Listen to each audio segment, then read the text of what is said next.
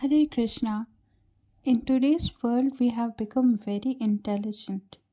We have so many degrees, various technologies, gadgets, and unlimited information at our fingertips. We have Google for everything. And yet, somewhere deep inside, there is an emptiness. In moments of silence, many of us ask to ourselves, who am I? Why am I here? What is the purpose of my life? And the interesting thing is, we never get answers to these questions in schools, colleges, or even corporate training programs. This is where the Bhagavad Gita begins. The Bhagavad Gita is not an ordinary book, it's not merely a religious book, and it's certainly not meant only for one community. The word Bhagavad Gita means the song of God. It's a conversation where God Himself speaks directly to humanity. In this sacred dialogue, Sri Krishna, the Supreme Personality of Godhead, guides a human being who is confused, emotionally disturbed, and completely overwhelmed. That human being is Arjun. And Arjun was not a weak man. He was one of the world's greatest warriors of his time. Yet, when he faced the most important decision of his life, he broke down. This is why the Bhagavad Gita is not only for Arjun, it's for anyone who has ever felt confused, anxious, or lost. The history of Bhagavad Gita is also very deeply practical. Around 5000 years ago, on the battlefield of Kurukshetra, two massive armies gathered. And you know who those armies were? They were own brothers, cousins from the same Kuru family, divided by greed and attachment. The battle was about to begin, and at that time Arjun put down his bow. He turned to Krishna and he said, Krishna, my mind is not working, my body is trembling. I can't even hold my Gandhi properly, it's falling from my hand. My entire body is shivering, I'm sweating. I can't understand what is right, what is wrong. Today's human also is saying the same thing. Stress, anxiety, depression, confusion. The only difference is Krishna was with Arjun back then. But today, thanks to him, we have our Bhagavad Gita in our hands. And actually, Bhagavad Gita is not a motivational speech. It's a complete science of life. It's presented in 700 verses, compiled in 18 chapters. It is a complete science of life. If you understand it well, you know how to use it in every particular situation of your life.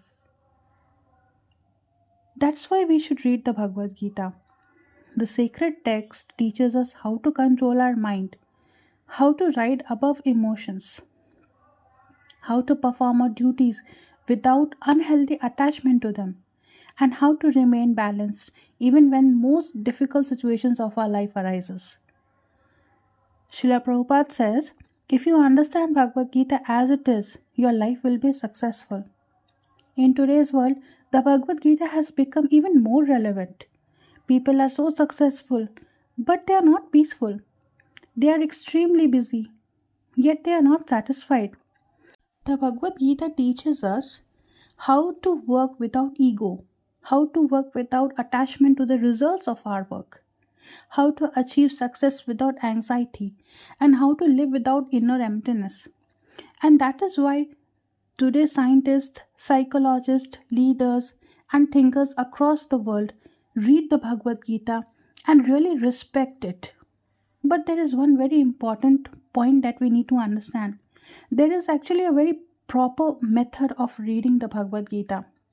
It should not be read like a novel, where you turn the pages and read the words, read the sentences, and understand what the story is about. That's a completely wrong way to read the Bhagavad Gita. It should not be reduced to random quotations, or you just pick a few particular quotations from that, particular shloks from that, and just try to justify, oh, this says that, that says this. That is a very wrong way. You need to learn it. You need to read the entire Bhagavad Gita shlok by shlok to understand immediately. The Gita should be read with great humility because it is Krishna's word. It's not a random book.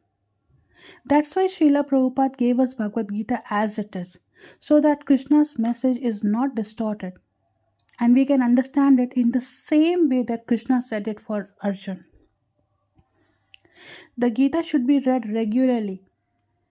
Read it a little at a time because we all are busy. We don't have time to read the entire book in once. So you can read one shlok a day. If you have time, you can read one chapter a day. But minimum one shlok a day is acceptable. Try to connect the meaning of the shlok to your life and see which shlok is currently resonating with you. How can you use that particular shlok? How can you use Krishna's teaching in your life and make your life a better one? There is another very big misconception that the Bhagavad Gita is only for Hindus. And I'm sorry to say, but that's not really true. It's not only for Hindus or it's not only for devotees. It's for anyone who sincerely wants to understand the truth. If you're an atheist, the Gita is for you. If you believe in God, the Gita is for you. Because the Gita does not ask who you are. It only asks you one thing. Are you willing to understand? What do you want to understand? Now let's understand this with a simple example. Whenever we buy a mobile phone, it comes with an instruction manual. A washing machine, a fridge, a television comes with a manual. Even a child's toy today comes with instructions. So where is the manual for this extremely complex human life? The Bhagavad Gita is that very manual. It explains how to use the body properly, how to handle the mind, and what is the purpose of our soul, what is the purpose of our birth. The Bhagavad Gita is not meant to change your religion. It's only meant to help you understand life and how to get rid of particular situations. And finally, one most important point, the Bhagavad Gita is not just a book, it's a conversation between Krishna and you. If you're confused, the Gita is for you. If you're successful, the Gita is for you. If you're broken, the Gita is for you. And if you're running away from God or anything that connects you to God, the Gita is definitely for you. And here is where Krishna calls you through the Bhagavad Gita. Hare Krishna.